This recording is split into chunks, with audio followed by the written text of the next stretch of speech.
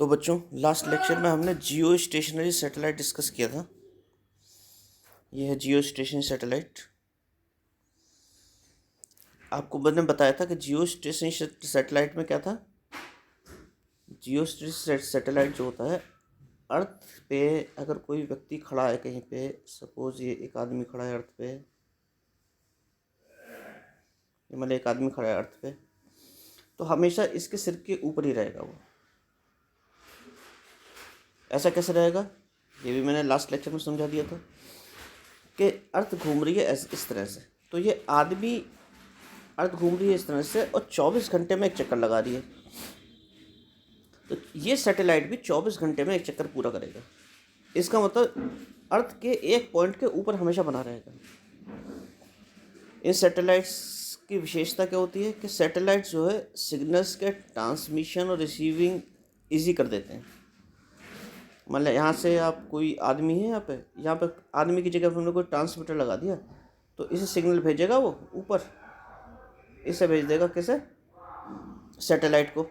और सैटेलाइट इस सिग्नल को देखो आधी अर्थ पे भेज सकता है, इसे half of the earth cover कर लेगा इन प्रिंसिपल वाइज, सिद्धांत वाइज। ये ऐसे गोल है, ऐसे ऐसे आधी अर्थ को कवर कर लेगा सैटेलाइट जब ये सिग्नल्स को वापस भेजेगा तो अर्थ पे। यही कम्युनिकेशन सैटेलाइट्स होते हैं, जियो स्टेशन सैटेलाइट्स। तो इनके बारे में मैंने आपको इनके बारे में मैंने आपको समझा दिया था, जियो स्टेशन सैटेलाइट्स के बारे में। और मैंने बता दिया था कि जियो स्टेशनरी सैटेलाइट्स का टाइम पीरियड क्या होगा, 24 आवर्स होगा। ये देखो मैंने सर्कल कर दिया। तभी ये अर्थ के एक पॉइंट के ऊपर हमेशा बने रहेंगे। तो जियो स्टेशन सैटेलाइट का टाइम पीरियड हो गया 24 आवर्स। इससे आप जियो स्टेशन सैटेलाइट का क्या निकाल सकते हैं, एंगुलर वेलोसिटी भी निकाल सकते हैं। ओमेगा इक्वल टू 2π/t होती है, और टी क्या है, टाइम ऑफ अर्थ रेवोल्यूशन, यानी 24 आवर्स। तो यहाँ पे वैल्यू रख दीजिए, तो ये वैल्यू आ जाएगी, रेडियन पर सेकंड में आ जाएगी वैल्यू आपको। तो बेसिकली कहने का मतलब ये है कि omega of satellite will be equal to the omega of earth. Angular velocity जो है अर्थ की और सैटेलाइट की क्या होगी, बराबर होगी।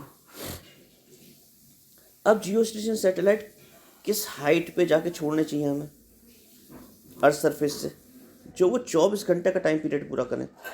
हाइट क्यों हम कह रहे हैं, क्योंकि जो टाइम पीरियड है ये टी, देखो ये किस पे डिपेंड कर रहा है। ये टाइम पीरियड का फॉर्मूला हम पहले ड्राइव कर चुके हैं। ये डिपेंड कर रहा है पाई पे, आर पे, एच पे और जी पे। यहाँ पे आपको पता है पाई, आर और जी कांस्टेंट है, केवल वेरिएबल क्या है, एच। तो एच को बदलकर हम टी बदल सकते हैं। तो हम एच को कितना रखें कि टी 24 आवर्स आ जाए। तो एच की क्या वैल्यू हो कि टी 24 घंटे आ जाए, ये तो आप आराम से निकाल सकते हैं। यही हम निकालने जा रहे हैं आगे।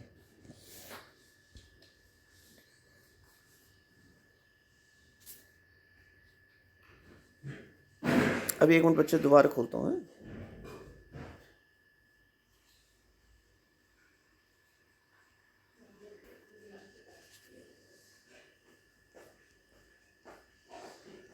अब बैक करने पे मिस हो गया।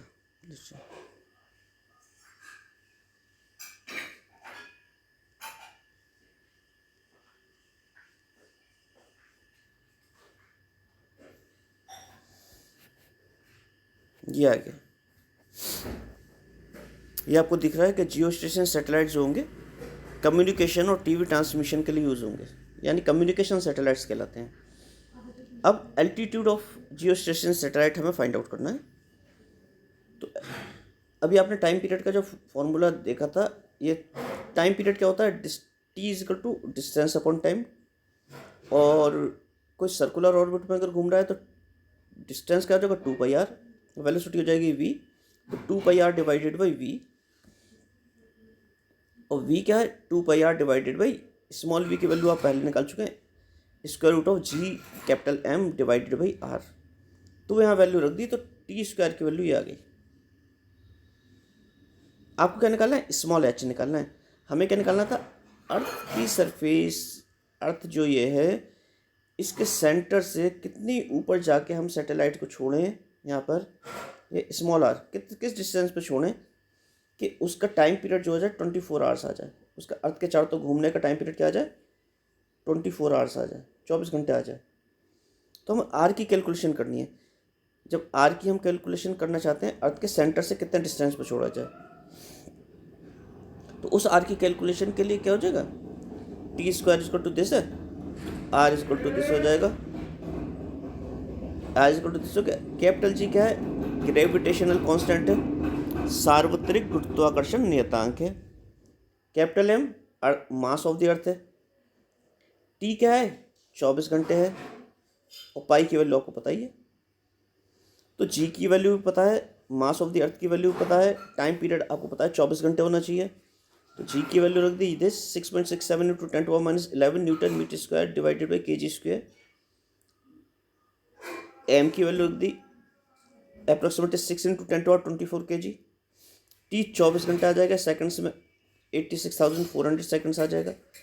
ये सब जब आप वैल्यूज़ रख देंगे तो कि आर की वैल्यू कैलकुलेट करके ये आ गई। और आपको पता है आर क्या था, आर था सैटेलाइट का सेंटर ऑफ अर्थ से डिस्टेंस, ये था आर। यहाँ पे ये रेडियस ऑफ अर्थ है यहाँ तक की। तो अर्थ की सरफेस से कितनी हाइट होगी सैटेलाइट की, यानी हम सेंटर से तो नहीं ले जाते सैटेलाइट को, हम तो अर्थ सरफेस से लॉन्च करते हैं। सैटेलाइट को किस में ले जाते हैं, रॉकेट में, और रॉकेट में ऊपर ले जाकर छोड़ देते हैं सैटेलाइट को। तो हम तो अर्थ सरफेस से हाइट कैलकुलेट करनी है। तो अर्थ सरफेस से हाइट कैलकुलेट करने के लिए आप ये लिख देंगे r equal to r plus h. Earth surface से ऊपर हाइट एच है, तो स्मॉल आर की वैल्यू आर प्लस एच हो जाएगी, ये रख देंगे। और आर आपको पता है क्या है, रेडियस ऑफ द अर्थ, तो स्मॉल एच हो जाएगी small r minus capital r, यानी 3.558 इंटू 10⁻7 मीटर। तो 3.58 इंटू 10⁻7 मीटर यानी 3,580 इंटू 10⁻4 किलोमीटर्स। इस हाइट अर्थ सरफेस से अगर इस हाइट पे ले जाके हम जियो स्टेशन सैटेलाइट को लॉन्च करते हैं, किसी भी सैटेलाइट को लॉन्च करते हैं, तो जियो स्टेशन सैटेलाइट की तरह कार्य करेगा।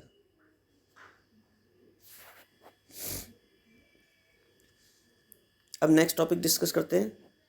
ये जो मैंने आपको नोट्स दिए हैं किसी भी किताब के दिए हैं, रैंडम जिस किताब में सही लग रहा था। तो ये जो मैं यूट्यूब आपको वीडियोस अपलोड कर रहा हूँ, इसमें आपको नोट्स भी मिल रहे हैं, मैंने अंडरलाइन भी कर रखे हैं जहाँ जहाँ इंपॉर्टेंट चीज़ें हैं, और आपको लेक्चर भी मिल रहा है, इसे आप बार बार सुन भी सकते हैं। ऑनलाइन क्लासेस में एक सबसे बड़ी दिक्कत ये आ रही थी कि कभी आपका नेटवर्क पूरे हो रहे थे काफ़ी बच्चों के, क्योंकि आपकी संख्या ही बहुत ज़्यादा है, 175 है, और उसमें गूगल मीट के थ्रू आपके क्या हो रहा था, मेरा तो नेट अच्छा चल रहा था क्योंकि मेरे पास तो बहुत फास्ट नेटवर्क है, लेकिन आप लोगों के एंड से बहुत दिक्कत आ रही थी। तो उसके लिए मैंने यही सोचा कि यूट्यूब पे लेक्चर्स लोड किए जाएँ। इन लेक्चर्स को आप कभी भी देख सकते हैं, कितना भी देख सकते हैं, स्लो नेटवर्क में भी देख सकते हैं, बार बार रिपीट भी कर सकते हैं, कोई बात नहीं समझ में आ रही, और आप मुझसे व्हाट्सएप पे डिस्कशन भी कर सकते हैं, आप मुझसे ऑनलाइन क्लास भी ले सकते हैं। अगर आपके कुछ समझ में नहीं आ रहा तो आप भेज दीजिए कि इस टॉपिक का ऑनलाइन क्लास सर ले लीजिए, तो मैं ऑनलाइन क्लास भी ले लूँगा। ये सब मैंने स्टूडेंट्स की रिक्वेस्ट पे किया है कि अपने लेक्चर्स को मैं यूट्यूब पे क्या कर रहा हूँ, अपलोड कर रहा हूँ, और ये लेक्चर्स जो होंगे ऑनलाइन क्लासेस के इक्विवेलेंट माने जाएंगे। तो अब हम देखने नेक्स्ट उस पर आते हैं टॉपिक पे, वेटलेसनेस, भारहीनता की अवस्था। सैटेलाइट में भारहीनता की अवस्था, ये कहते हैं सैटेलाइट में भारहीनता होती है। और तुमने कभी देखा भी होगा, जब सैटेलाइट्स का दिखाते हैं तो उसमें लोग अंदर अंदर ऐसे उड़ते रहते हैं ना हवा में, तो क्या लगता है, भारहीनता की अवस्था। तो सैटेलाइट के अंदर जो होता है वेटलेसनेस होती है, भारहीनता की अवस्था होती है। तो भारहीनता की अवस्था क्यों होती है सैटेलाइट में, यही हम डिस्कस करने जा रहे हैं। आपको पता है कि सैटेलाइट में वो क्या लगती है, फोर्स कौन सी लगती है जब सैटेलाइट घूम रहा होता है, ये अर्थ है, सपोज दिस इज ई और एक सैटेलाइट घूम रहा है, सैटेलाइट घूम रहा है, तो इस सैटेलाइट पे केवल ग्रेविटेशनल फोर्स लगती है। अगर सैटेलाइट यहाँ पे है, इस पॉइंट पे है, तो इस पे सेंटर ऑफ अर्थ की तरफ ये ग्रेविटेशनल फोर्स लगेगी। अगर सैटेलाइट यहाँ आ जाता है तो इस पे इस तरफ ग्रेविटेशनल फोर्स लगेगी, फोर्स ऑफ अट्रैक्शन। यहाँ है तो यहाँ पे लगेगी, अगर यहाँ आ जाता है तो यहाँ पे लगेगी, इस तरह से। तो सैटेलाइट पे हमेशा अर्थ के सेंटर की तरफ फोर्स ऑफ अट्रैक्शन लगती है, जिसे ग्रेविटेशनल अट्रैक्शन बोलते हैं, गुरुत्वाकर्षण बल बोलते हैं। तो गुरुत्वाकर्षण बल लगता है। इस गुरुत्वाकर्षण बल के कारण एक सेंट्रीपिटल एक्सेलेरेशन यानी कि अभिकेंद्र बल लगता है। सेंट्रीपिटल एक्सेलेरेशन है यानी कि अभिकेंद्र त्वरण, सेंट्रीपिटल फोर्स यानी अभिकेंद्र बल। तो यही गुरुत्वाकर्षण क्या करता है, सेंट्रीपिटल फोर्स प्रोवाइड करवाता है। किसी भी वस्तु को सर्कुलर ऑर्बिट में घूमने के लिए एक अभिकेंद्र बल की आवश्यकता होती है, जो उसे कहीं ना कहीं से मिलती है। अगर उसे अभिकेंद्र बल मिल गया तो वो सर्कुलर मोशन कर देती है, अगर नहीं मिला तो वो सर्कुलर मोशन नहीं कर पाती। तो ये जो सैटेलाइट घूम रहा है, इसे भी सर्किल में घूमने के लिए क्या चाहिए, अभिकेंद्र बल चाहिए। इससे अभिकेंद्र बल कहाँ से मिलेगा, इससे अभिकेंद्र बल मिलेगा ग्रेविटेशनल फोर्स ऑफ अट्रैक्शन से। ठीक है, तो इसे अभिकेंद्र बल मिल गया ग्रेविटेशनल फोर्स ऑफ अट्रैक्शन से। यानी सैटेलाइट के लिए अगर उसका एक्सेलरेशन ए है तो फोर्स हो गया F=m है, ये फोर्स हो गया उस पर। अगर सैटेलाइट का एक्सेलरेशन ए है, त्वरण ए है, तो उस पर फोर्स क्या होगा, m है। लेकिन ये फोर्स किससे मिल रहा है, उसे मिल रहा है Gm/m/r² से। ये आपको पता ही है। स्मॉल m क्या है, small m is mass of satellite, ms कह दिया मैंने, मास ऑफ सैटेलाइट है। चलो यहाँ ms लगा दिया, ms लगा दिया दोनों तरफ, मास ऑफ सैटेलाइट है। और कैपिटल M क्या है, मास ऑफ अर्थ, इसलिए कैपिटल M के नीचे सपोज मैंने me लगा दिया आपको क्लियर करने के लिए। ये होता है। तो देखो ms से ms कट जाएगा, तो a की वैल्यू क्या आ जाएगी, यहाँ पे a की वैल्यू आएगी Gm/r² या Gme/r², where m is the mass of earth. तो इसमें एक्सप्रेशन में हमने मास ऑफ अर्थ क्या ले रखा है, यहाँ पे हमने मास ऑफ अर्थ कैपिटल M ले रखा है, ये ले रखा है कैपिटल M। तो सेंट्रीपिटल एक्सेलरेशन आ गया स्मॉल a = Gm/r²।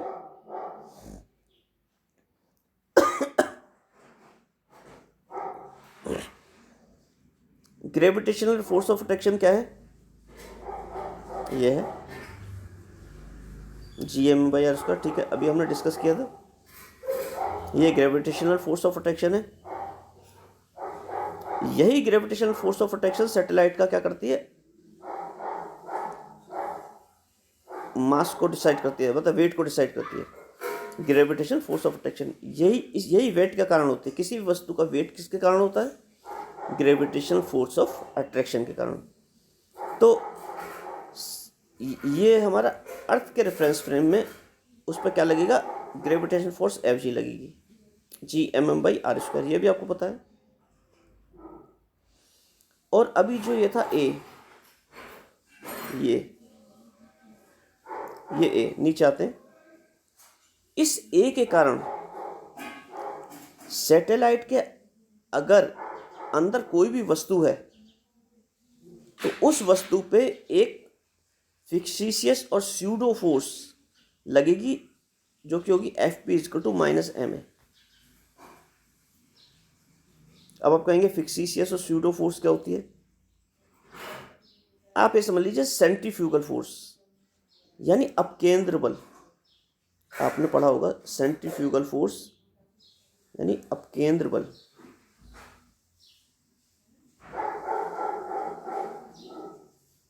इस तरह की चीज, अगर सैटेलाइट के अंदर कोई भी चीज है और सैटेलाइट घूम रहा है तो उसमें एक अपकेंद्र बल भी लगेगा। जैसे अपकेंद्र बल क्या होता है, हालांकि आप लोगों को पता होना चाहिए अपकेंद्र बल, मान लीजिए कोई टेबल है, ये कुछ सर्कुलर टेबल है और ये टेबल बहुत खुरदरी है, ऊपर की सरफेस बहुत रफ है। इस टेबल की सरफेस क्या है, बहुत रफ है। और इस टेबल में बीच में एक पावर लगा दिया, यहाँ पे सेंटर में यहाँ पे एक अटैचमेंट है। मैं पावर को डॉट डॉट ना बना कैसे बनाता हूँ, अंदर की तरफ से है। और टेबल ऐसे घूम रही है, सपोज ऐसे घूम रही है टेबल। टेबल की अपर सरफेस जो है ऊपर की, इमेजिन करिए घूमने वाली टेबल्स नहीं होती, इस पे आपने कोई सामान रख दिया, यहाँ पे हमने ब्लॉक रख दिया, इस टेबल पे ब्लॉक रख दिया, तो क्या होगा, जब तक टेबल धीरे धीरे धीरे धीरे घूम रही है तब ब्लॉक गिरेगा नहीं, क्योंकि खुरदरी सरफेस है। और अगर इस टेबल को बहुत तेज घुमाने लगेंगे आप, तो ब्लॉक के बाहर की तरफ गिर जाएगा ना। ये टेबल क्या है, ये टेबल घूम रही है, ऐसे घुमाना शुरू कर दिया इस टेबल को, ऐसे अब घुमाना शुरू कर दिया। और इस टेबल पे अगर कोई भी सामान रख दिया, यहाँ पे कोई सामान रख दिया, तो एक लिमिट तक आप कभी गोल वाली टेबल कहीं मिले आपको तो घुमा के देखना, उस पर एक लिमिट तक तो ये सामान रखा रहेगा। जैसे जैसे इसकी स्पीड तेज होता है कि सामान क्या होगा, बाहर की तरफ गिर जाएगा। ऐसा क्यों है, क्योंकि पहले ये सामान देखो टेबल के साथ साथ ऐसे ऐसे घूम रहा था, ऐसे घूमेगा, टेबल घूमेगी तो सामान भी घूमेगा। ये सामान अगर घूम रहा है सर्कुलर ऑर्बिट में, तो इसे क्या चाहिए, एक अभिकेंद्र बल चाहिए। अभिकेंद्र बल क्यों चाहिए, क्योंकि जैसे ही ये सर्कुलर ऑर्बिट में घूमने लगता है, इस पे एक अपकेंद्र बल लगने लगता है, ये बाहर की तरफ, ये अपकेंद्र बल बाहर की तरफ लगने लगता है। ये अपकेंद्र बल बाहर की तरफ लगने लगता है, और इस अपकेंद्र बल को बैलेंस करने के लिए एक अभिकेंद्र बल चाहिए होता है।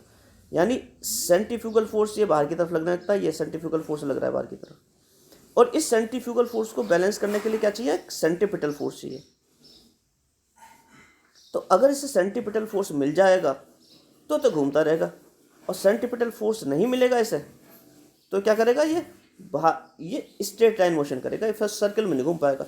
इसलिए ये एक लिमिट तक रफ सरफेस है, तो रफ सरफेस में फ्रिक्शनल फोर्स जो होती है वो इसे अभिकेंद्र बल देती रहती है, सेंटर की तरफ फोर्स देती रहती है, सेंटर की तरफ। ये घूम रहा है, इसमें ऐसे कोई ऑब्जेक्ट है, ये ऑब्जेक्ट रखा था, घूम रहा है, तो फ्रिक्शनल फोर्स इसे अभिकेंद्र बल देती रहती है, इसलिए घूमता रहता है। और जब आपकी स्पीड ज़्यादा हो जाएगी तो उस पर सेंट्रीफ्यूगल यानी अपकेंद्र बल बहुत ज़्यादा हो जाएगा, और अपकेंद्र बल कम रह जाएगा। तो क्या होगा, ये सर्कुलर मोशन नहीं कर पाएगा, स्ट्रेट लाइन मोशन करेगा और ये बाहर की तरफ गिर जाएगा। इसी तरह से मोटरसाइकिल, अगर आप कर्व में घुमाते हैं मोटरसाइकिल को या साइकिल को, एक सर्कुलर ऑर्बिट में घुमाते हैं, तो आप उसे थोड़ा सा झुका देते हैं। झुकाने से क्या होता है, आपके वेट का कंपोनेंट आपको अभिकेंद्र बल दे देता है, यानी सेंट्रीपिटल फोर्स दे देता है। इसलिए आपका सेंट्रीफ्यूगल फोर्स यानी अपकेंद्र बल उस सेंट्रीपिटल यानी अभिकेंद्र बल से बैलेंस हो जाता है। सेंट्रीपिटल और सेंट्रीफ्यूगल फोर्स बैलेंस हो जाते हैं, और तब वस्तु सर्कुलर ऑर्बिट में घूम जाती है। अगर ये टेबल बिल्कुल स्मूथ हो, स्मूथ माने बहुत चिकनी सरफेस है इसकी, इस टेबल की बहुत चिकनी सरफेस है, और कोई भी ऑब्जेक्ट यहाँ रखा है इसमें, यहाँ पे, और फिर आप इसे जैसे ही घुमाना शुरू करेंगे टेबल को, तो क्या होगा, क्योंकि बहुत चिकनी सरफेस है, इसलिए इसे क्या होगा, ये नहीं मिल पाएगा अभिकेंद्र बल। किससे, फ्रिक्शन फोर्स तो जीरो हो जाएगी, तो फ्रिक्शन फोर्स के कारण इससे क्या नहीं मिल पाएगा, अभिकेंद्र बल नहीं मिल पाएगा, और जैसे आप टेबल घुमाना शुरू करेंगे वस्तु बाहर गिर जाएगी, अगर स्मूथ हो तो वही यहाँ पे होता है। और डायरेक्शंस अगर लेंगे तो अपकेंद्र बल यानी सेंट्रीफ्यूगल फोर्स जो होती है अभिकेंद्र बल के अपोजिट होती है। इसे डायरेक्शन लेंगे तो एफ पी स्यूडो फोर्स वो होगी -m/a, क्योंकि फोर्स तो तुम पता है ma होती है, और एक आपने निकाल रखा है, कहाँ था, ऊपर अभी निकाला था, ये रहा a, ये रहा a, ये रहा a, तो आपका वो क्या होगी, स्यूडो फोर्स -ma, ये स्यूडो फोर्स होगी।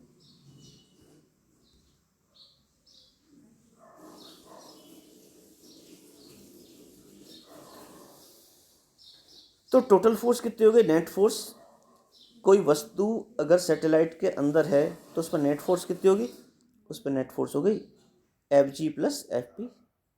एफ जी की value G M M by are square थी, एफ पी की वैल्यू माइनस एम ए थी, और ए की वैल्यू आप निकाल चुके हैं, यदि G M by are square, A की वैल्यू रख दीजिए G M by are square, तो नेट क्या होगा, जीरो हो गया।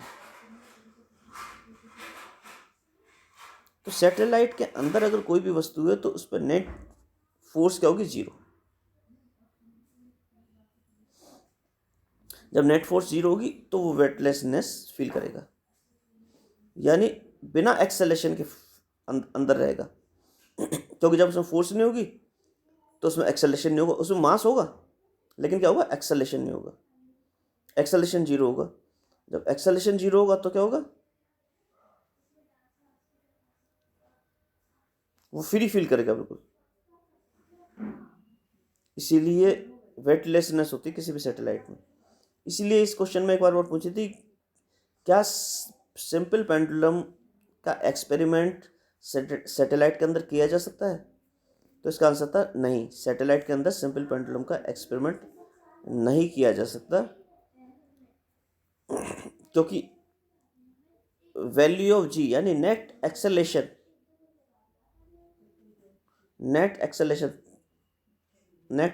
क्या होगा, जीरो। और आप एक्सेलेरेशन की वैल्यू ही निकालते हैं सिंपल पेंडुलम से, स्मॉल जी की वैल्यू निकालते हैं। अर्थ सरफेस पे एक्सेलेरेशन कितना होता है, एक्सेलेरेशन ड्यू टू ग्रेविटी होता है, तो इस जी की वैल्यू निकालते हैं आप सिंपल पेंडुलम से। तो ये एक्सपेरिमेंट सैटेलाइट के अंदर नहीं किया जा सकता।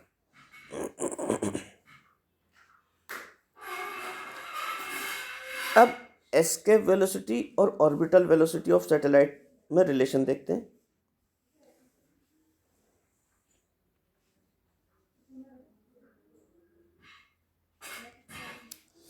आपको पता है सैटेलाइट की एस्केप वेलोसिटी बहुत इजी होता है निकालना। जैसे सैटेलाइट जैसे अर्थ सरफेस है, ये अर्थ सरफेस है और यहाँ सैटेलाइट घूम रहा है, सपोज ये सैटेलाइट घूम रहा है, ये सैटेलाइट है, ये घूम रहा है, तो इस पर कोई फोर्स ऑफ अट्रैक्शन लग रही है, ये लग रही है फोर्स ऑफ अट्रैक्शन। जितनी भी फोर्स ऑफ अट्रैक्शन इस पर लग रही है, अगर इसके इक्वल एंड अपोजिट आप इसे क्या कहते थे, एनर्जी दे दें, फोर्स ऑफ अट्रैक्शन के इक्विवेलेंट एनर्जी दे दें, तो इस पे लगने वाली फोर्स जीरो हो जाएगी। जब फोर्स जीरो हो जाएगी तो ये इसके अट्रैक्शन से खत्म हो जाएगा इसका, और ये एस्केप कर जाएगा। तो जितनी फोर्स ऑफ अट्रैक्शन लग रही है सैटेलाइट पे, उसके अपोजिट उतनी या उससे ज़्यादा आप इसे एनर्जी दे दीजिए, तो सैटेलाइट क्या करेगा, एस्केप कर जाएगा। तो सैटेलाइट पे कितनी फोर्स ऑफ अट्रैक्शन लग रही है, आपको पता है सैटेलाइट पे कितनी फोर्स ऑफ अट्रैक्शन लग रही है? देखो मैंने लिख रखा है, ग्रेविटेशन पोटेंशियल एनर्जी जो सैटेलाइट को बांध के रखती है वो कितनी है, g M M by r. यही सैटेलाइट को क्या करती है, बांध के रखती है, g M M by r. अगर इसके इक्विवेलेंट आप काइनेटिक एनर्जी प्रोवाइड कर दवा दें सैटेलाइट को, तो सैटेलाइट क्या होगा, एस्केप कर देगा, या तो इतनी या इससे ज़्यादा। तो मिनिमम कितनी काइनेटिक एनर्जी आपको देनी पड़ेगी सैटेलाइट को, इस वैल्यू के बराबर, g M M by r के बराबर। तो हमने रख दिया half M v square is equal to g M M by r. ये v और v की जगह क्या रख दिया, वी ई। v की जगह क्या रख दिया, v की जगह वी ई रख दिया, यहाँ पे ये वी ई रख दिया।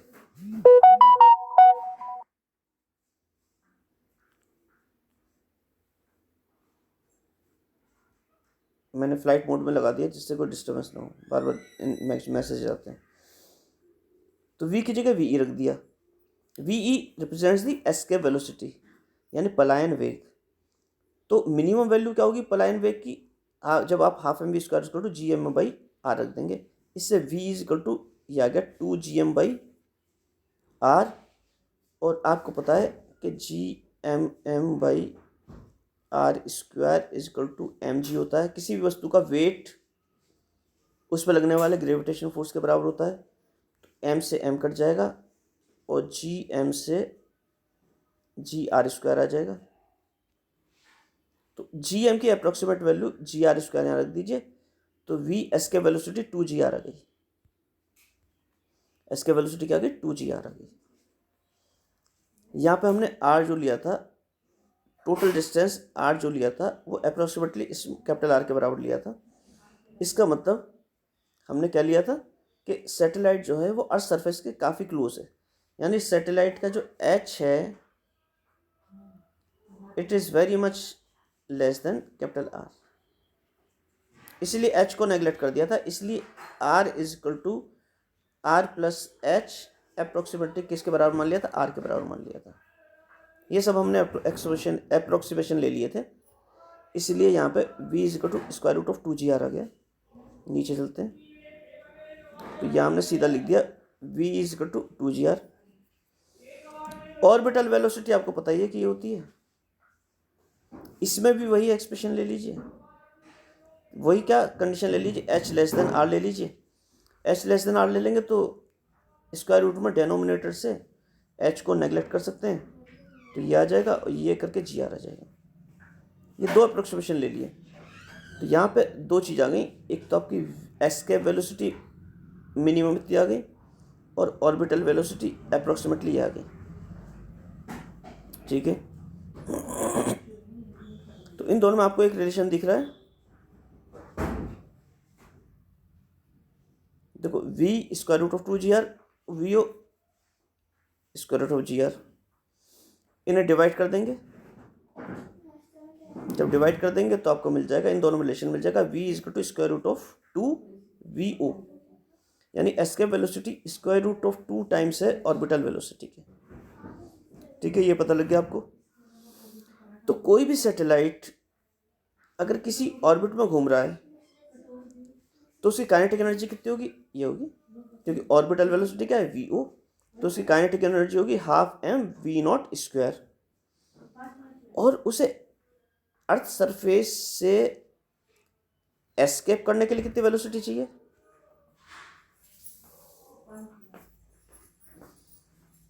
उसकी काइनेटिक एनर्जी कितनी थी, कोई भी सैटेलाइट अगर घूम रहा है तो उसकी kinetic energy half M we not square थी। और उसे total energy required to escape from the atmosphere of the earth, उसे टोटल कितनी एनर्जी चाहिए, उसे टोटल एनर्जी चाहिए अगर उसे पलायन करना है अर्थ सरफेस से तो half M v e square, ये चाहिए। उसके पास इतनी एनर्जी तो पहले ही से थी, half M we not square, उसे टोटल एनर्जी इतनी चाहिए, यानी कि उसे एडिशनल एनर्जी कितनी चाहिए अर्थ सरफेस से बाहर निकलने के लिए, अर्थ के फोर्स ऑफ अट्रैक्शन से बाहर निकलने के लिए उसे एडिशनल एनर्जी चाहिए। और आपको पता है कि v is equal to square root of 2v0 होता है, तो v की value square root of 2v0 यहाँ रख दीजिए, तो half M we not square होगी, यानी एडिशनल एनर्जी रिक्वायर्ड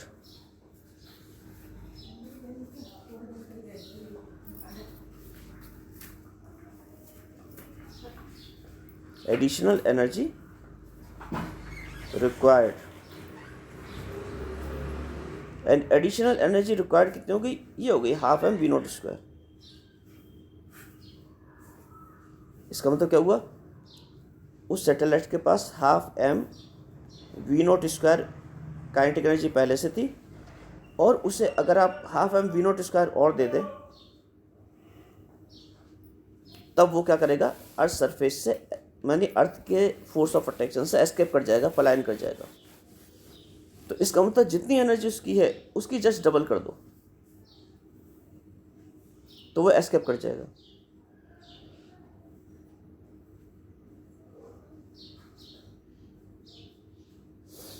अब एनर्जी ऑफ सैटेलाइट देख लेते हैं कितनी होती है।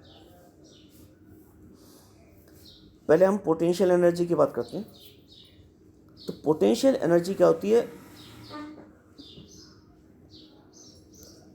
किसी भी पॉइंट पे, जैसे कोई ये है, ये सपोज अर्थ है, यहाँ पर ये सपोज अर्थ है, तो इस अर्थ के कारण इस बिंदु ए पर पोटेंशियल एनर्जी कितनी होगी। तो पोटेंशियल एनर्जी की डेफिनेशन होती है कि इन्फिनिटी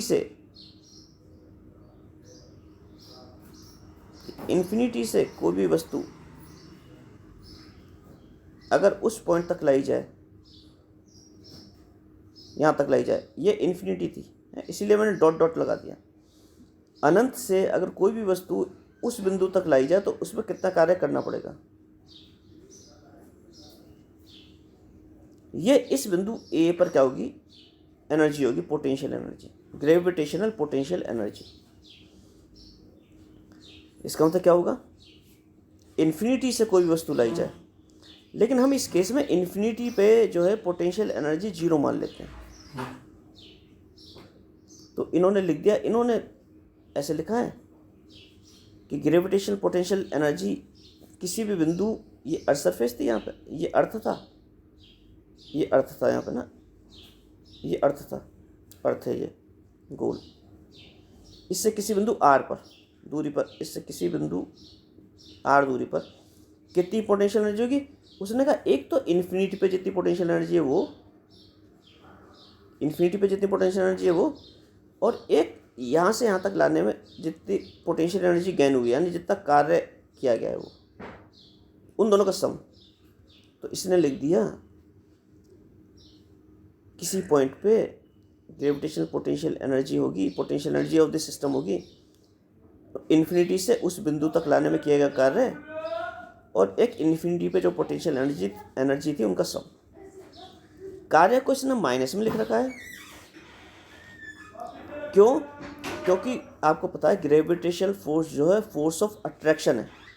तो ये अर्थ थी ई, और अगर आप किसी वस्तु को यहाँ पे लाते हैं, इस पॉइंट तक लाते हैं, तो इस पॉइंट तक लाते हैं, यह अर्थ सरफेस से आर दूरी पर है, यह इन्फिनिटी से अगर आप लाते हैं इसे यहाँ तक आर तक, तो यहाँ पे जो आपका W minus infinity to r, जो आपको यहाँ वर्क है, ये इन्फिनिटी से ए पॉइंट तक लाने में क्या क्या कर रहे हैं माइनस, ये कार्य आपको करना नहीं पड़ेगा, ये आपको मिलेगा, क्योंकि अर्थ जो है उसे खींच रही है अपनी तरफ। तो जब आपको कार्य करना नहीं पड़ेगा, आपको मिलेगा, तो वो क्या होगा, नेगेटिव में होगा। जब आप कार्य करेंगे तब वो कार्य पॉजिटिव में होगा। तो वर्क डन नहीं हो रहा, ये वर्क मिल रहा है आपको, इसलिए नेगेटिव में लिया गया है। तो ये लिख दिया, u इन्फिनिटी को 0 मान लीजिए, तो यू आर इजक्वल टू सीधा माइनस डब्ल्यू इन्फिनिटी आर लिख दीजिए, और आपको पता है डी डब्ल्यू होता है F dot D R, F dot D R होता है। यहाँ पे एफ और डी आर का डायरेक्शन सेम है, क्यों, अर्थ ये थी,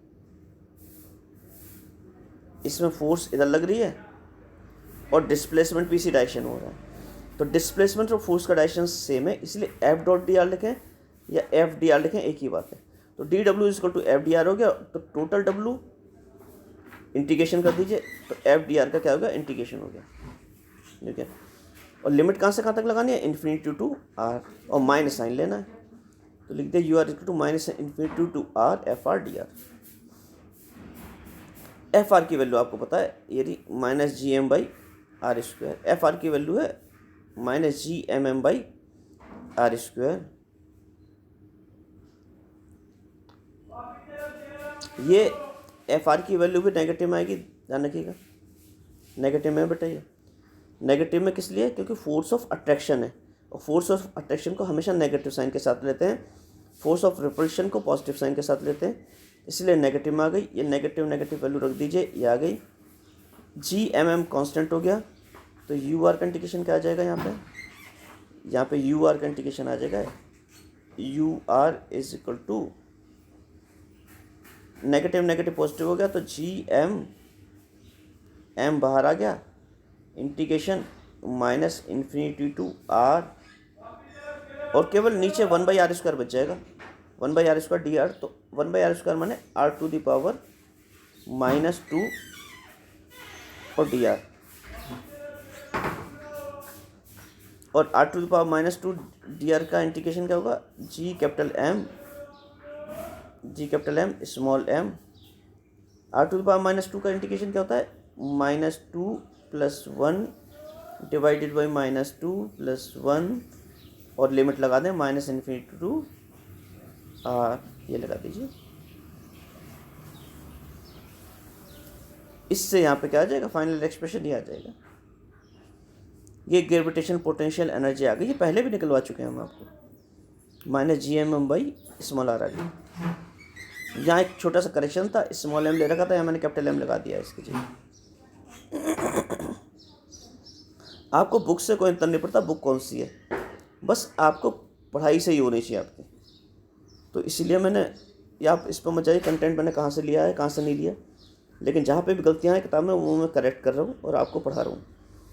काइनेटिक एनर्जी क्या होगी, हाफ mv²। पोटेंशियल एनर्जी कितनी आ गई, ये आ गई। नेक्स्ट देखते हैं आगे, हमें टोटल एनर्जी निकालनी है। तो आपको पता है कि जो आपका ग्रेविटेशनल फोर्स ऑफ अट्रैक्शन होता है वही सेंट्रीपिटल फोर्स देता है। ग्रेविटेशनल फोर्स ऑफ अट्रैक्शन कहता था यहाँ पे Gmm/r² माइनस में, और force of attraction centripetal force क्या थी, -mv²/r। ये थी सेंट्रीपिटल फोर्स, मैंने आपको बताया था ना, सेंट्रीपिटल फोर्स mv²/r किसके बराबर होगी, कहाँ से मिलती है, ये अर्थ है, यहाँ सैटेलाइट है ऊपर, तो सैटेलाइट को ये जो अर्थ का सेंटर की तरफ जो फोर्स लग रही है, क्या लग रही है, Gmm/r²। यही फोर्स सेंट्रीपिटल फोर्स देगी, और सेंट्रीपिटल फोर्स क्या होती है, mv²/r, यानी अभिकेंद्र बल mv²/r होता है। तो ये this will be equal to Gmm/r²। ये बराबर रख देंगे तो इससे हाफ mv² की वैल्यू आ जाएगी, half of mv² equal to Gmm/2r। ये आ गई, half mv² equal to Gmm/2r। तो काइनेटिक एनर्जी की ये वैल्यू आ गई। पोटेंशियल एनर्जी की वैल्यू आप ऊपर निकाल ही चुके हैं, दोनों का सम कर दीजिए, u + k, ये आ गया -Gmm/2r। यानी कि अगर कोई सैटेलाइट किसी ऑर्बिट में घूम रहा है जिसका अर्थ के सेंटर से स्मॉल r डिस्टेंस है, तो उसकी टोटल एनर्जी -Gm/2r होगी। यहाँ कैपिटल M क्या है, अर्थ का मास है, और स्मॉल m क्या है, सैटेलाइट का मास है, और r उसका अर्थ के सेंटर से डिस्टेंस है। ये अगेन मैंने दोबारा बता रहा हूँ, यहाँ नेगेटिव साइन आया है, नेगेटिव साइन का यहाँ पे एक्सप्लेनेशन दे रखा है, मैं पहले भी आपको एक्सप्लेन कर चुका हूँ। ये बाइंडिंग फोर्स दिखाता है, इसका मतलब satellite is bound to move in a closed orbit. Satellite बाध्य है एक बंद सर्कल में घूमने के लिए। क्लोज्ड माने बंधी हुई सर्कल, उससे बाउंड है, किससे, अर्थ से, अर्थ के ग्रेविटेशनल फोर्स ऑफ अट्रैक्शन से वो बंधा हुआ है सैटेलाइट।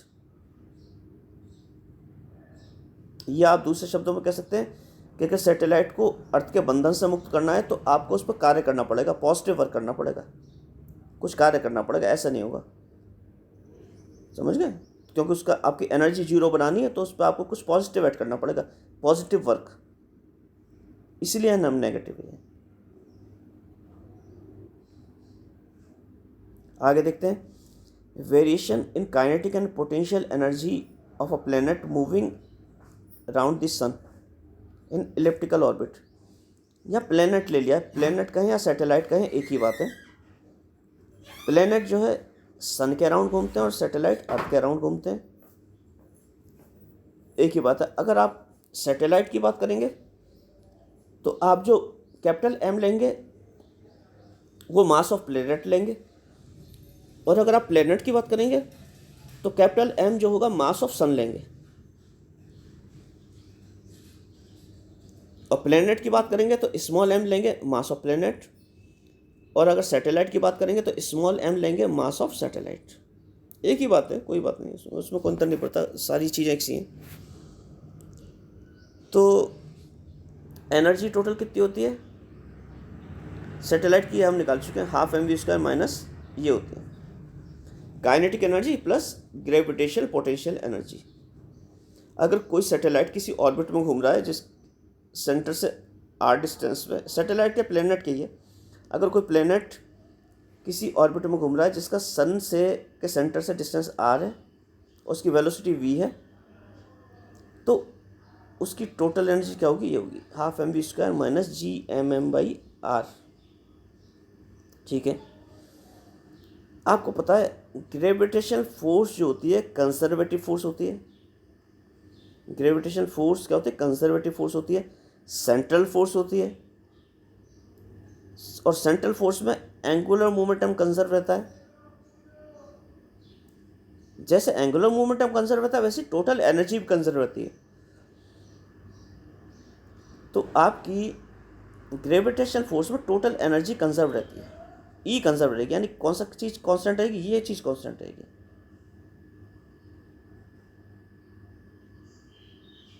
ये चीज़ कांस्टेंट रहेगी, टोटल एनर्जी। एल भी कांस्टेंट रहेगा। एल अगर आप रफली लें तो mvr कहलाता है। L angular momentum, r cross p होता है ना, r क्रॉस p, और p होता है mv, r क्रॉस p और p होता है mv। तो r क्रॉस mv अगर वो उनका डायरेक्शन इस तरह से है कि वो क्रॉस प्रोडक्ट क्या आ जाएगा? सीधा सिंपल प्रोडक्ट आ जाएगा। तो सर्कुलर ऑर्बिट के लिए L = mvr ले लिया जाता है। mvr रफ हम लेके देखते हैं mvr। ठीक है, mvr कांस्टेंट रहेगा, इसलिए भी कांस्टेंट रहेगा, mvr कांस्टेंट रहेगा। तो ये कंजर्वेटिव फोर्स है, और कंजर्वेटिव फोर्स के लिए L कांस्टेंट रहता है, हम ड्राइव कर चुके हैं। सेंट्रल फोर्स के लिए, कंजर्वेटिव फोर्स के लिए तो कांस्टेंट रहेगा। ठीक है, तो आप देखिए ये क्या रिलेशन हुआ v और r में। इसकी कोई भी सैटेलाइट या कोई भी प्लेनेट अगर किसी सन के अराउंड घूम रहा है, या कोई सैटेलाइट किसी प्लेनेट के अराउंड घूम रहा है, तो उसकी v वेरी करती है, वेलोसिटी वेरी करती है। v वेलोसिटी कर या r, आपसे कह दीजिए r वेरी करता है, कोई भी एक चीज़ कह दीजिए, r बदलता है और l को रहना है कांस्टेंट, तो इसका तो v भी बदलेगा फिर, क्योंकि मास तो कांस्टेंट है। अगर r बदलेगा और l को कांस्टेंट बनाए रखना है तो v को बदलना पड़ेगा, जिससे कि इनका प्रोडक्ट v × r कांस्टेंट बना रहे। तो कैसे बना रहेगा?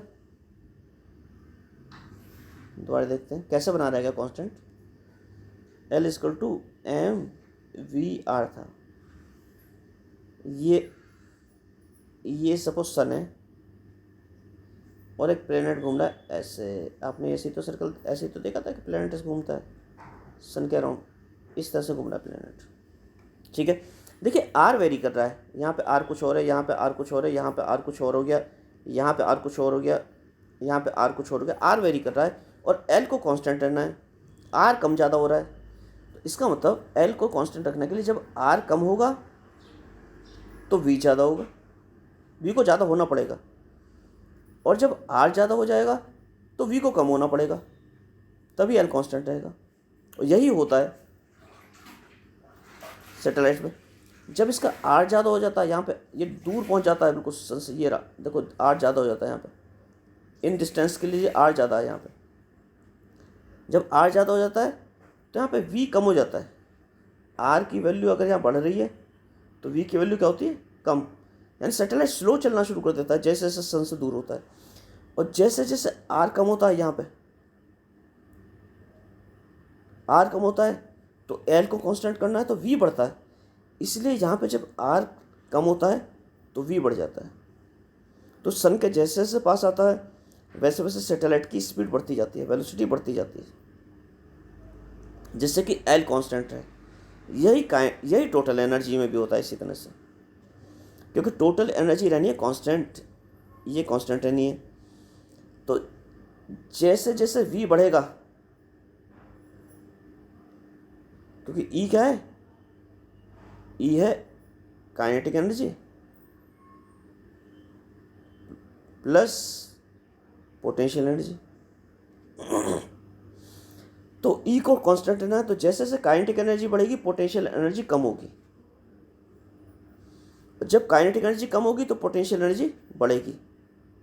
यानी कि जब काइनेटिक एनर्जी बढ़ेगी तो पोटेंशियल एनर्जी कम होगी, जब काइनेटिक एनर्जी कम होगी तो पोटेंशियल एनर्जी बढ़ेगी।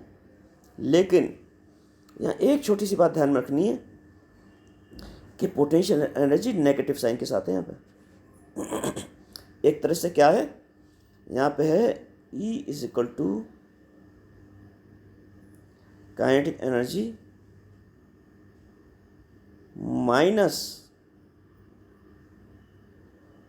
मैग्नीट्यूड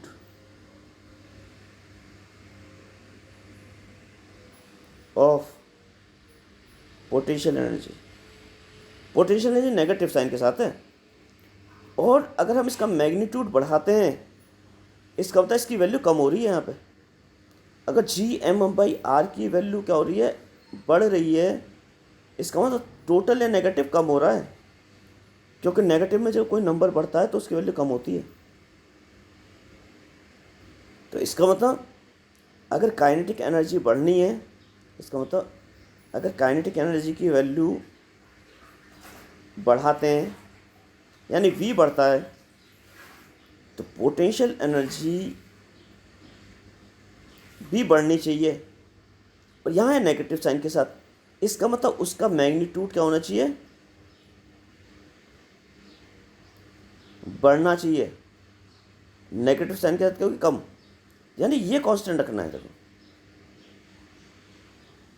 तो जितना हाफ mv² बढ़ेगा उतना Gmm/r भी बढ़ेगा, जिससे कि इन दोनों का सब्ट्रैक्शन क्या हो जाए, सेम आ जाए। तो जैसे काइनेटिक एनर्जी बढ़ेगी तो पोटेंशियल एनर्जी क्या होगी, पोटेंशियल एनर्जी का मैग्नीट्यूड बढ़ेगा। इसका मतलब पोटेंशियल एनर्जी कम होगी, क्योंकि potential energy total negative sign के साथ है। पोटेंशियल एनर्जी क्या है, पोटेंशियल एनर्जी है -Gm/r।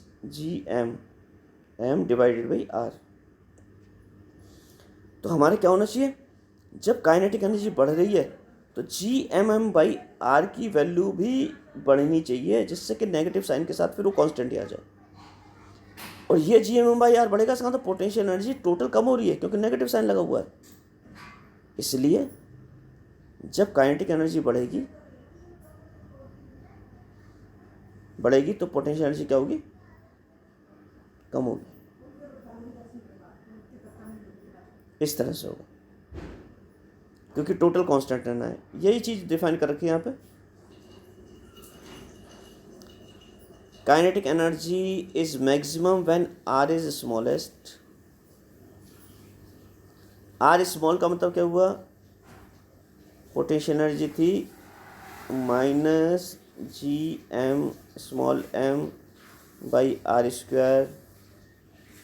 जब यहाँ पे r कम होगा तो Gmm/r की वैल्यू बढ़ेगी।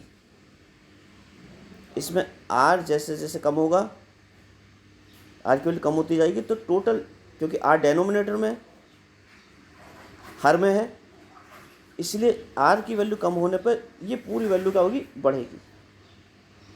जब पूरी वैल्यू बढ़ेगी तो नेगेटिव साइन के साथ पूरी वैल्यू बढ़ रही है, इसका होता है कम हो रही है टोटल, इसका होता है टोटल कम हो रहा है।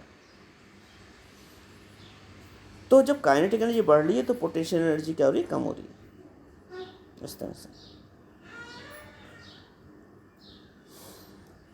अब सैटेलाइट में एक दिक्कत आती है कि सैटेलाइट हम अर्थ सरफेस से ऊपर तो छोड़ते हैं जाके, लेकिन वहाँ कुछ ना कुछ एटमॉस्फेयर जरूर होता है, और सैटेलाइट एटमॉस्फेरिक फ्रिक्शन को फेस करता है। तो एटमॉस्फेरिक फ्रिक्शन के कारण सैटेलाइट जिस एनर्जी से जा रहा था, काइनेटिक एनर्जी से, वो काइनेटिक एनर्जी सैटेलाइट की कम हो जाती है। सैटेलाइट की काइनेटिक एनर्जी कम हो गई, क्या, एटमॉस्फेयर के कारण, वातावरण के कारण सैटेलाइट में क्या होगा, फ्रिक्शनल फोर्स लगी, यानी सैटेलाइट का मोशन का अपोज करती है। जो एयर होती है, वहाँ पे गैसेस होती हैं, उसका अपोज करते हैं, क्योंकि वो उन गैसेस के अगेंस्ट चल रहा है। अब सैटेलाइट के पास या तो कोई मोटर हो, जैसे आपकी कार होती है, कार आपकी चल रही है, सपोज फ्रिक्शनल सरफेस पे कोई व्हीकल चल रहा है, मतलब हमारे पास कोई व्हीकल है यहाँ पे, और ये किसी सरफेस पे चल रहा है यहाँ पे, इस दिशा में जा रहा है और हमने इसे एक पर्टिकुलर स्पीड दे के और छोड़ दिया, धीरे धीरे क्या होगा, धीरे धीरे धीरे धीरे स्लो होता जाएगा और यहाँ पे आकर रुक जाएगा, यहाँ पे आकर रुक जाएगा। क्यों? क्योंकि इसके टायरों और इसके बीच में एक फ्रिक्शनल फोर्स लगी हुई थी जो इसका अपोज कर रही थी। इसी तरह से सैटेलाइट को भी हमने क्या कर दिया, लॉन्च करके छोड़ दिया है। तो उसका जो अपोज कर रही है वो क्या अपोज कर रही है, फ्रिक्शनल फोर्सेस। फ्रिक्शनल फोर्स कहाँ से मिली है, एटमॉस्फेयर से। तो सैटेलाइट धीरे धीरे क्या करना चाहिए, रुक जाना चाहिए, यानी कि सैटेलाइट की धीरे धीरे काइनेटिक एनर्जी क्या होनी चाहिए, कम होती जानी चाहिए। तो सैटेलाइट के यही कह रहे हैं हम कि एटमॉस्फेयर फ्रिक्शन से सैटेलाइट की काइनेटिक एनर्जी कम हो जाती है। अब काइनेटिक एनर्जी कम हो गई सैटेलाइट की, तो सैटेलाइट क्या था, ऐसे घूम रहा था, अर्थ, ये अर्थ थी और यहाँ पे सैटेलाइट था, ये सैटेलाइट घूम रहा था। अब इसकी जो भी काइनेटिक एनर्जी थी वो कम हो गई। पहले इसकी कुछ पर्टिकुलर काइनेटिक एनर्जी थी और एक ग्रेविटेशनल फोर्स ऑफ अट्रैक्शन थी यहाँ पे नीचे की तरफ। तो काइनेटिक एनर्जी और ग्रेविटेशनल फोर्स ऑफ अट्रैक्शन में कॉम्बिनेशन बना हुआ था जिससे कि सैटेलाइट इस ऑर्बिट में घूमे जा रहा था। ये जाना तो चाहता है सीधा ऐसे, लेकिन ग्रेविटेशनल फोर्स ऑफ अट्रैक्शन से खींच लेती थी। ये ऐसे जाना चाह रहा था लेकिन फोर्स ऑफ अट्रैक्शन इस पर ऐसे लगी हुई है हर जगह, ऐसे ऐसे ऐसे यहाँ लगी हुई है, ऐसे खींचती जा रही है। ऐसे जा रहा था, ऐसे ऐसे खींच रही है। तो सैटेलाइट सर्कुलर ऑर्बिट में घूमता जा रहा है। तो इसकी कहती एक पर्टिकुलर वी बनी हुई थी, वी ऑर्बिटल, ऐसे वी बनी हुई थी। ये वी तो कम हो गई, तो वी जब कम हो गई तो इस पर ग्रेविटेशनल फोर्स ऑफ अट्रैक्शन तो उतना ही लगा हुआ है। तो इसका रिजल्ट क्या होगा, इसका रिजल्ट ये होगा कि सैटेलाइट पहले ऐसे घूम रहा था और इस पे अर्थ के कारण एक ग्रेविटेशनल फोर्स यहाँ पे लगा हुआ था, लगा हुआ था। अब सैटेलाइट की काइनेटिक एनर्जी तो कम हो गई लेकिन ग्रेविटेशनल फोर्स ऑफ अट्रैक्शन उतना ही है। तो सैटेलाइट क्या करेगा, वो अर्थ का ग्रेविटेशनल फोर्स ऑफ अट्रैक्शन से थोड़ा सा नीचे खींच लेगा, नीचे खींचेगा तो सैटेलाइट फिर यहाँ घूमने लगेगा, यहाँ घूमने लगेगा, क्योंकि ग्रेविटेशनल फोर्स ऑफ अट्रैक्शन को इसे बैलेंस करना है। जब ये यहाँ घूमने लगेगा तो इसका पहले तो आर था, आउटर ऑर्बिट वाला ये आर था, इसका डिस्टेंस सेंटर ऑफ अर्थ से क्या था, पहले ये था। अब सेंटर ऑफ अर्थ से डिस्टेंस क्या हो जाएगा, ये हो जाएगा, छोटा हो जाएगा, ये रहा, ये हो जाएगा। तो आर क्या हो जाएगा, आर कम हो जाएगा पहले से। जब आर कम हो जाएगा तो minus G M M by r क्या होगा, यानी ग्रेविटेशनल पोटेंशियल एनर्जी। आर हो गया कम तो ये टोटल वैल्यू क्या हो जाएगी, बढ़ जाएगी। जब ये बढ़ जाएगी तो हमें टोटल एनर्जी को कांस्टेंट रखना है, और टोटल एनर्जी क्या थी, ई थी हाफ एम वी स्क्वायर। मैं दोबारा लिख देता हूँ यहाँ पे साफ साफ, टोटल एनर्जी थी e is equal to half M v square minus G M m divide by r. तो जब वो लोअर ऑर्बिट में आ गया तो g M M by r की वैल्यू तो बढ़ गई, आर की वैल्यू कम हो गई तो इसकी बढ़ गई, और ई को रखना है कांस्टेंट, इसका मतलब वी बढ़ेगा। तो सैटेलाइट में क्या होगा, सैटेलाइट इस ऑर्बिट में घूम रहा था, बड़ी वाली ऑर्बिट में घूम रहा था, और फ्रिक्शनल फोर्स के कारण इसकी ऑर्बिट थोड़ी छोटी हो गई, क्योंकि ग्रेविटेशनल फोर्स ने थोड़ा सा नीचे खींच लिया। तो सैटेलाइट यहाँ आ गया, पहले क्या था, आउटर ऑर्बिट में था, यहाँ पे था। यहाँ आने से उसकी पोटेंशियल एनर्जी बढ़ गई, ग्रेविटेशनल पोटेंशियल एनर्जी बढ़ गई। उसके लिए काइनेटिक पोटेंशियल एनर्जी बढ़ी नहीं, उसका मैग्नीट्यूड बढ़ गया, g M M by r बढ़ गया। तो जी एम बाई आर बढ़ गया तो हाफ एम वी स्क्वायर को बढ़ना पड़ेगा, इसका मतलब वी को बढ़ना पड़ेगा। अगर आउटर ऑर्बिट में इसकी स्पीड v1 थी और लोअर ऑर्बिट में इसकी स्पीड v2 थी, तो v2 को v1 से ज़्यादा होना पड़ेगा। ठीक है, v2 ज़्यादा हो गई, अब ये बढ़ी हुई स्पीड से घूमने लगा यहाँ पे, क्योंकि इसे gravitational force of attraction same है, ग्रेविटेशनल फोर्स ऑफ अट्रैक्शन और बढ़ गई है, और v को बैलेंस करना है उससे, इसे अपनी ऑर्बिट मेंटेन करनी है, तो v बढ़ जाएगा, v बढ़ जाएगा। ये लोअर ऑर्बिट में आ गया, यहाँ पे एटमॉस्फेयर और ज़्यादा हो जाएगा, एटमॉस्फेयर फ्रिक्शन फिर बढ़ जाएगा और ज़्यादा, क्योंकि जैसे जैसे अर्थ सरफेस के पास आता रहेगा वैसे वैसे डेंस होती जाएंगी गैसेस। गैसेस कम कहाँ होती हैं, जैसे जैसे अर्थ सरफेस से ऊपर जाते हैं तो डेंसिटी गैसेस की घनत्व कम होता जाता है गैसों का, और जैसे जैसे नीचे आते जाएंगे गैसों का घनत्व बढ़ता जाएगा।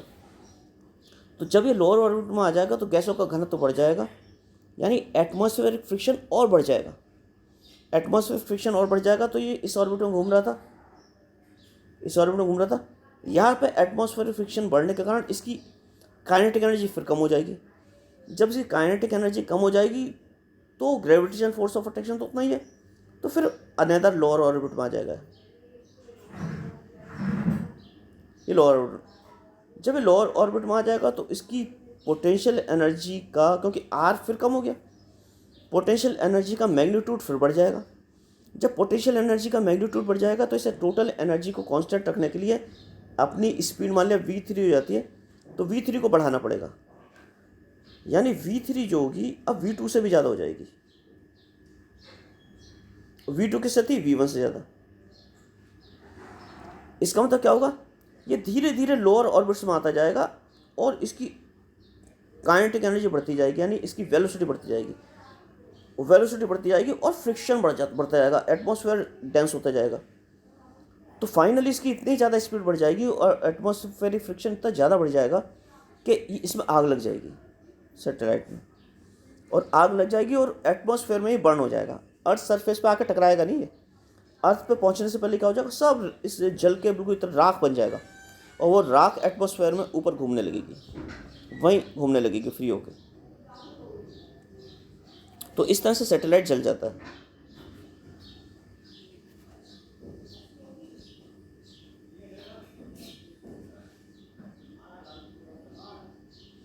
यह है ग्लोबल पोजीशनिंग सिस्टम, जीपीएस, जो आप लोगों के मोबाइल में भी होता है। आप एकदम मोबाइल में कभी जीपीएस ऑन करिए, अपनी जीपीएस लोकेशन ऑन करिए, तो आपको सारा बता देगा कि आपका लैटिट्यूड कितना है, लॉन्गिट्यूड कितना है, और आप किस पोजीशन में, एक बहुत एक्यूरेसी के साथ बता देता है मोबाइल में। तो ये कोई इजी काम नहीं होता, ये हमारे ना ऊपर अर्थ के ऊपर बहुत सारे सैटेलाइट्स घूम रहे हैं जिनमें सिंक्रोनाइजेशन करते हैं आपस में, वो आपस में एक दूसरे का डेटा शेयर करते हैं। तो कितने सैटेलाइट्स घूम रहे हैं, नेटवर्क और 24 सैटेलाइट्स है आसमान में ऊपर जो घूम रहा है, वो आपस में सारे डेटा सिंक्रोनाइज करता है और नीचे रिसीवर पे भेजता है।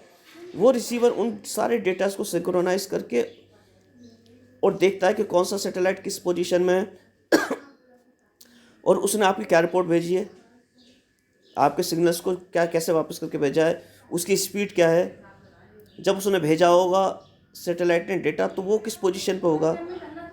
जैसे मान लिया किसी सैटेलाइट से मेरे पास कोई डेटा आया, तो सैटेलाइट तो ऊपर आसमान में घूम रहा है, जब उसने डेटा भेजा होगा तब वो किसी और लोकेशन पे होगा, और जब डेटा हमारे पास पहुंचेगा तब वो किसी और पोजीशन पे होगा, क्योंकि सैटेलाइट आगे बढ़ता जा रहा है। तो ये सब बहुत ज़्यादा माइनर कैलकुलेशंस होती हैं, उन माइनर कैलकुलेशंस को करके आपकी एग्जैक्ट पोजीशन निकाली जाती है, जिसे जीपीएस के माध्यम से निकालते हैं मोबाइल में। और उसी के आपका नेविगेशन सिस्टम भी जीपीएस से ही काम करते हैं सारे। तो आप कहीं जा रहे हो, बाहर कार से जा रहे हो, तो आपने जीपीएस कभी ऑन किया हो तो आपको एग्जैक्ट रास्ता बताता जाता है ना सारा। मेरे ख्याल से 5 मीटर या 10 मीटर भी नहीं डिफरेंस होता, 5-10 मीटर का बिल्कुल एक्यूरेट बताता है कि अब आपको 10 मीटर बाद लेफ़्ट मुड़ना है, नेक्स्ट टर्न से लेफ़्ट मुड़ना है, फिर नेक्स्ट टर्न से राइट मुड़ना है। तो कितनी एक्यूरेसी के साथ बताता है। ये सब सैटेलाइट का पूरा जाल है ऊपर। सैटेलाइट में जो उन सबसे जो डेटा आता है, देख कितना फास्ट है, उन सबसे डेटा आता है, उसे हमारे सिस्टम सिंक्रोनाइज करता है डेटा को और एग्जैक्ट कैलकुलेशन करके आपको बता देता है कि आप कहाँ होंगे। ये जो होती हैं ये नेव स्टार सैटेलाइट्स कहलाते हैं। NAV means navigation, navigation satellites, star word लगा दिया। द फर्स्ट जीपीएस सैटेलाइट्स 1978 में लॉन्च हुआ था और ये बहुत कम पावर कंज्यूम करते हैं, 50 वाट के अराउंड। ये इसी हिसाब से डिज़ाइन होते हैं। उनकी फ्रिक्वेंसी देख लीजिए क्या दी है।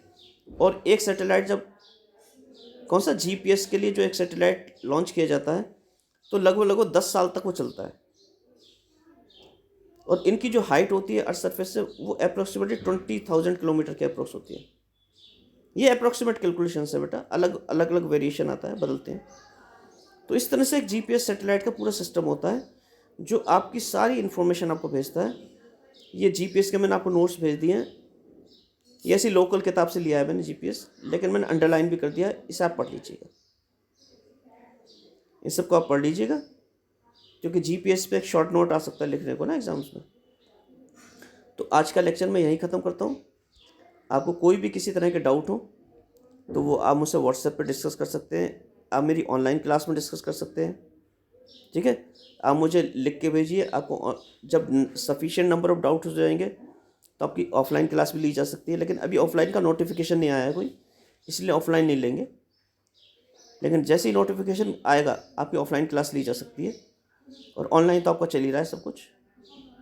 तो ठीक है, फिर नेक्स्ट लेक्चर में मैं अपलोड करूँगा, नेक्स्ट लेक्चर में मिलते हैं। इस लेक्चर को मैं क्लोज़ करता हूँ यहीं पे, ठीक है फिर।